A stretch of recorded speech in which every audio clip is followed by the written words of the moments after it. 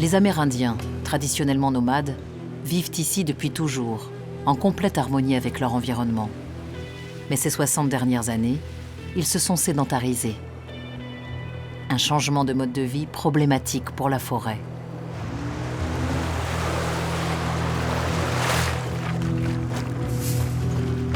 Ces communautés cultivent le maïs et le manioc en pratiquant l'abatis.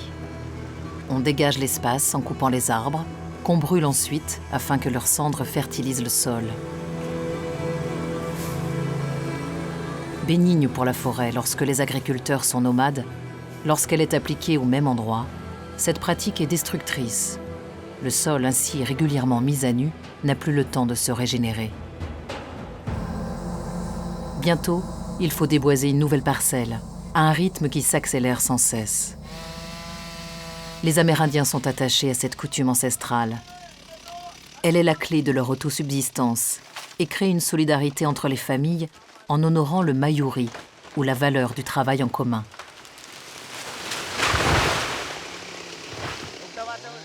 Quand on fait du bois, nous, c'est un peu gaspillage du bois, quoi.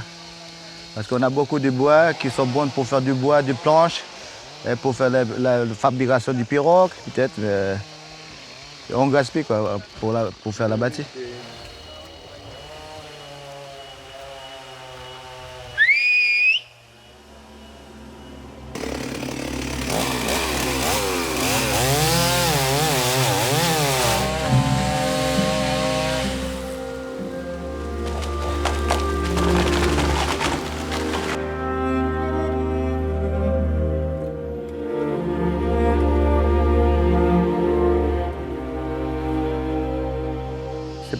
C'est pour planter notre richesse, quoi. Notre manioc, c'est notre argent, quoi. Pour planter des bananes, des cassaves, on plante tout, quoi, là-dedans. Parce que chacun doit faire son abattis, quoi. Moi, j'ai mon abattis. J'ai moi, ma femme, ma fille, mon fils. Si on n'a pas la forêt, c'est un peu galéré, quoi. On n'a rien, quoi.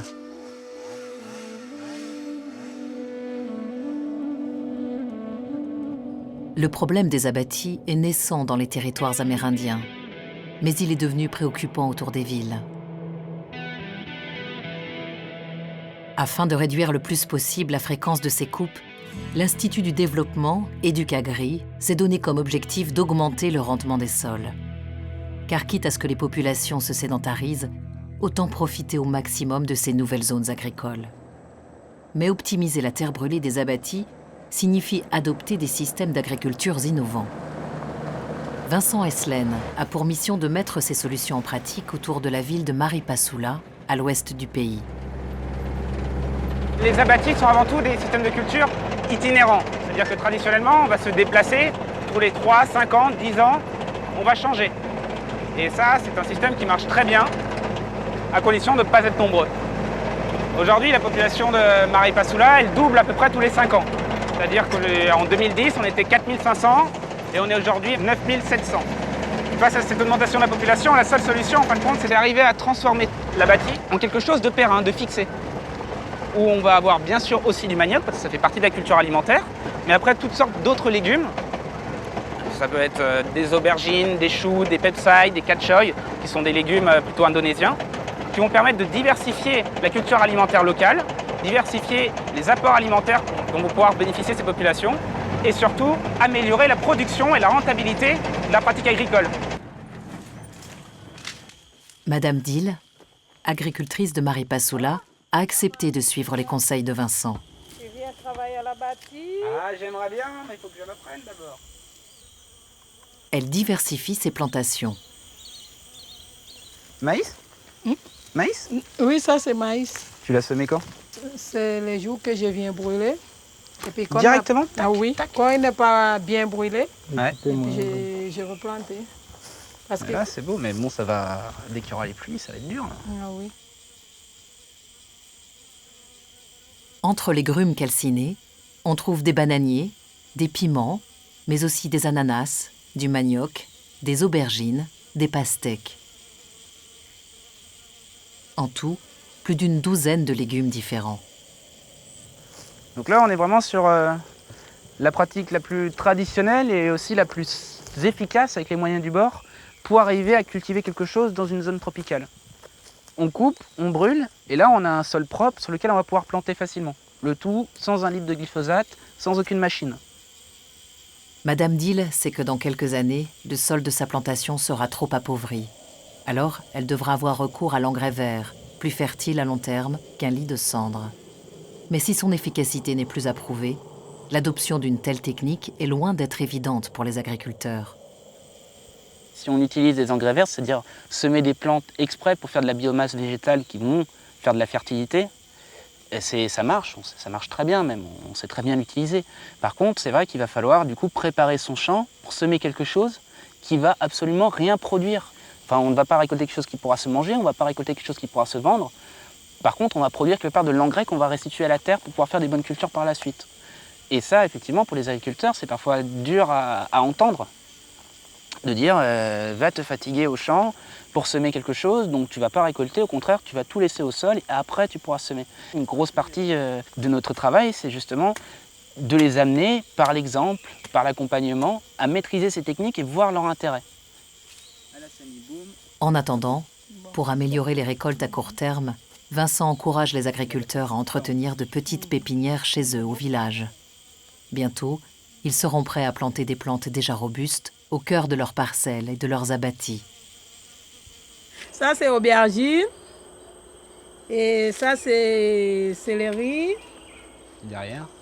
Et ici, c'est les paripoux. Et ça, c'est le plant de ramboutan. Alors, ces petits abattis jardins, ce qu'on pourrait appeler finalement des pépinières, ça va permettre finalement de prendre plus soin de ces cultures parce qu'on les approche de chez soi, donc on peut les surveiller tous les jours, voir si les insectes attaquent, surveiller l'irrigation, surveiller les maladies. Ce qui va permettre, quand on les amènera à l'abattis, de partir directement sur des plantes qui sont fortes et robustes. Et en fin de compte, ça va augmenter de façon très significative la productivité de l'abattis. Ça va vraiment contribuer pour l'agriculteur à générer son revenu de façon différente.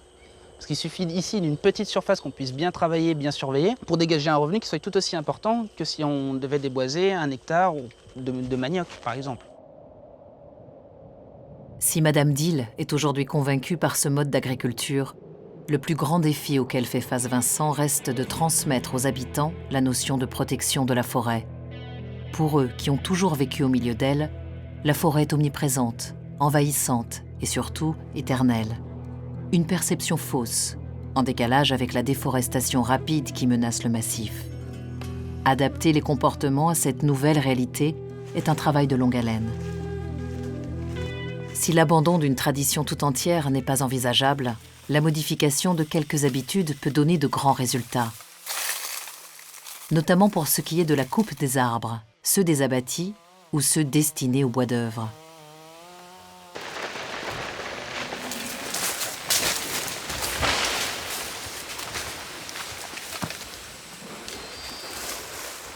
Des formateurs du parc amazonien de Guyane enseignent une nouvelle technique d'abattage qui permet de gagner 30% de volume de bois utile. Après avoir vérifié le penchant naturel de l'arbre, seulement 5 coups de tronçonneuse suffisent. On crée une charnière entre 1 et 2. Un talon anti-recul en 3. Le tronc est coupé de façon sécuritaire et tombe avec moins de risque de se fendre. Si l'abattage est fait correctement, du coup, on récupère beaucoup plus de bois. S'il y a des fentes, on perd beaucoup de morceaux de bois à l'intérieur. Avant, ils faisaient tomber un arbre sans faire de sondage, par exemple. Ce qu'on appelle un sondage, c'est on perce l'arbre au niveau de la base en bas pour voir s'il n'est pas creux. S'il est creux, on le laisse sur pied parce que c'est un semencier, il va faire des graines pour l'avenir. Donc on le laisse sur pied. Avant, les gens faisaient tomber systématiquement les arbres sans vérifier s'ils étaient vraiment creux ou pas, quoi. Et ils en faisaient tomber 5-6 pour avoir un arbre correct, quoi. Il y avait beaucoup d'arbres fendus, beaucoup de pertes. Maintenant, ils font tomber beaucoup moins d'arbres avec cette technique-là. Enfin, ils feront tomber beaucoup moins d'arbres parce qu'ils sont en train de l'apprendre. Et puis surtout qu'il faut perdre les vieilles habitudes d'abattage. Et ça prend du temps, même avec des professionnels. Ces stages sont destinés aux Amérindiens. Menuiserie, ébénisterie, bâtiments. Les projets ne manquent pas dans la communauté.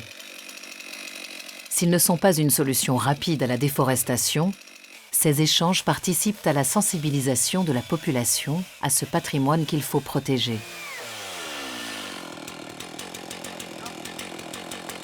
Les peuples de la forêt se servent de ce bois depuis des siècles pour écrire leur histoire.